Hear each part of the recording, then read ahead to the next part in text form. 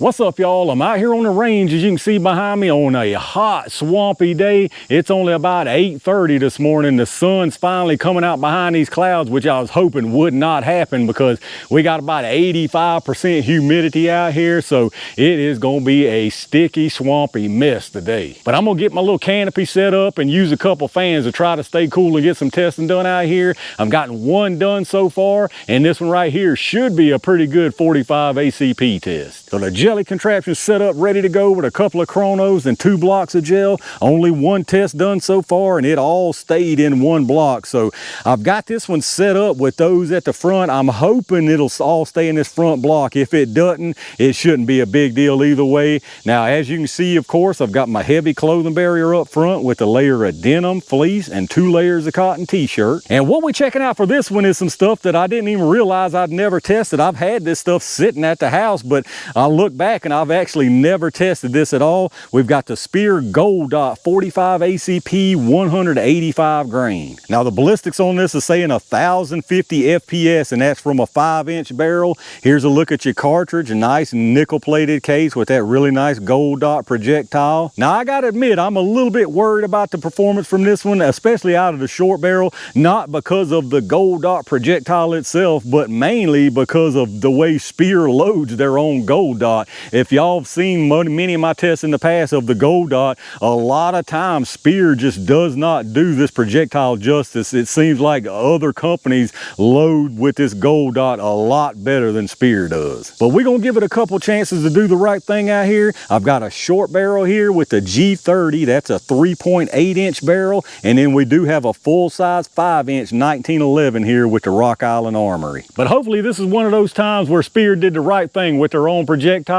Let's get everything set up and see what they can do. All right, let's see what kind of numbers we can get from these gold nuggets. I'm gonna do a 5-round average from each barrel length, starting with this 1911 first. Now you will see multiple readings from this lab radar. Your large numbers right here at the muzzle, and then you've got 5 across the bottom. The first one there is set for 3 yards, which is roughly where the gel is here at 10 feet. And then I've got the other set for 10, 15, 25, and 50 yards. Now remember, they're saying 1050 on this from a 5-inch barrel. That's why I'm starting out with the 5-inch, so we can see how far off they actually are right out the gate. 1044, not too far off. 1027, spoke too soon. 1037, 1016,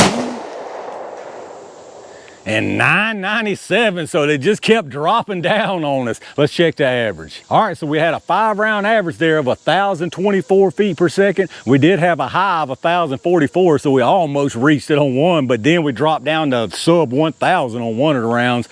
So that gave us an extreme spread of 47 with an 18.7 standard deviation. 1024, I would really be worried if this is a 230. Being that this is a 185 and that it's a gold dot projectile, that's definitely working in its favor. Hopefully it'll still do what we need it to do. Let's get it reset and see what the G30 does. All right, let's see how much we lose here with this shorter barrel. Probably a decent little amount. Let's see what we get here. 932, 945, 944, 930,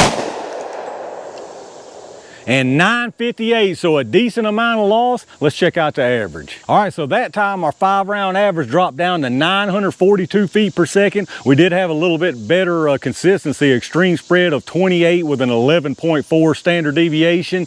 942 here, and if you remember on the 1911, it was 1024, so you talking about what, 82 feet per second difference? That stands to reason with this weight projectile and what it is.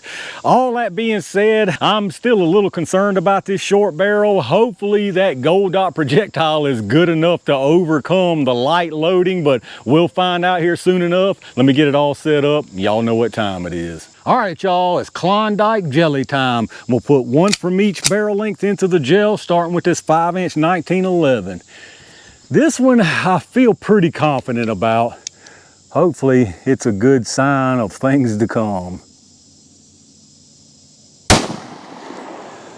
All right, that should be a good one right there. Let me go check it out.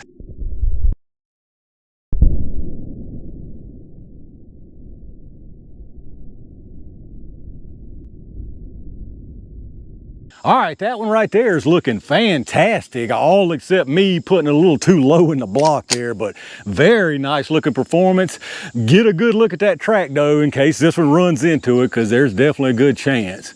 I'm gonna try my best not to, but things can happen. I think I went incredibly close to that one. Let's go check this out.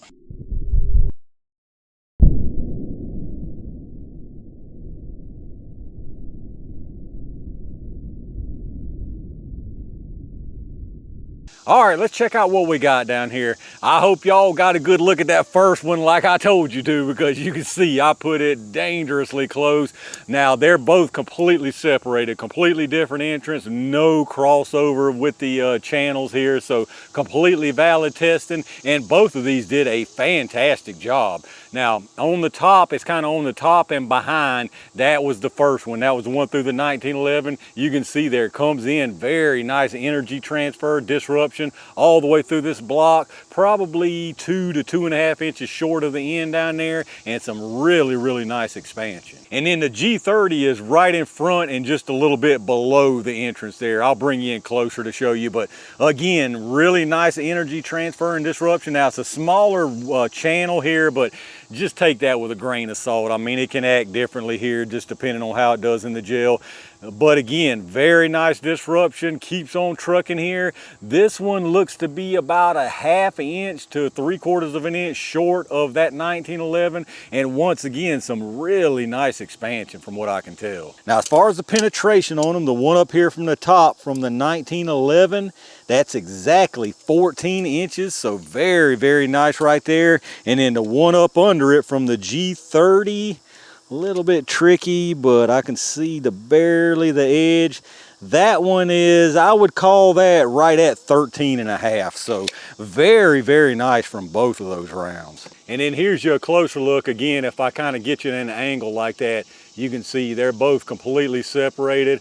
Both of them really nice disruption in the gel.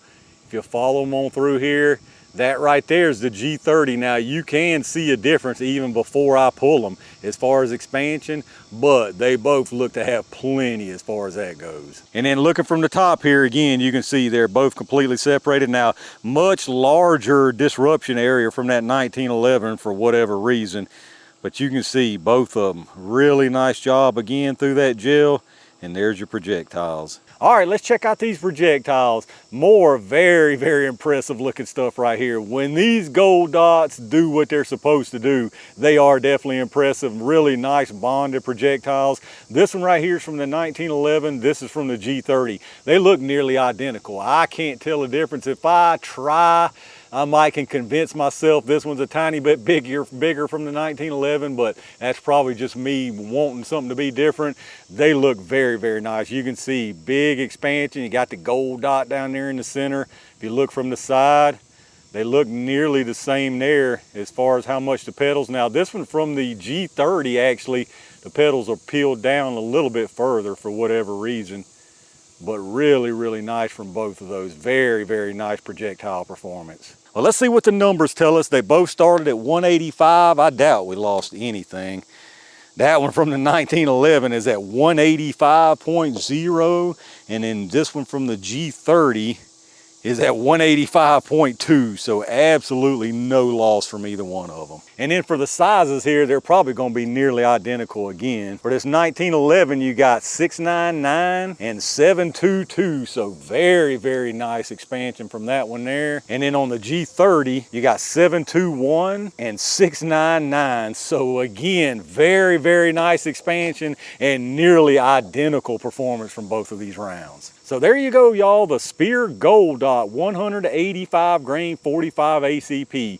Very, very nice performance from these rounds right here. Now, y'all know how I am. I mention it every time with pretty much every caliber. I want spicier than this right here for sure, but if you're looking for a standard pressure 45 ACP that gives you some good performance, even from a shorter barrel, I mean, you're seeing it right here. Very, very nice performance, very consistent. I mean, I say very consistent enough for self-defense self-defense purposes. Incredibly nice performance here in the gel as far as penetration and very, very nice expansion.